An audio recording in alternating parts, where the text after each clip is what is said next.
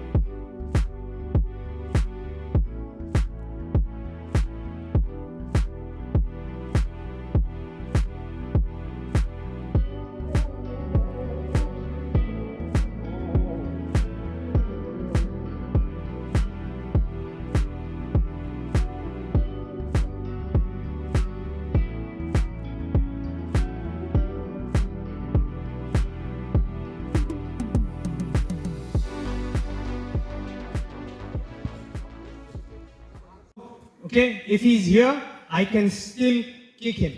It's legal. I can still knee his body. Legal.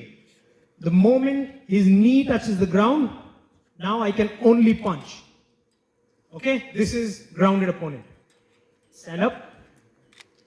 The legal areas of punching is the head, face, obviously. Okay, the crown of the head is the legal area.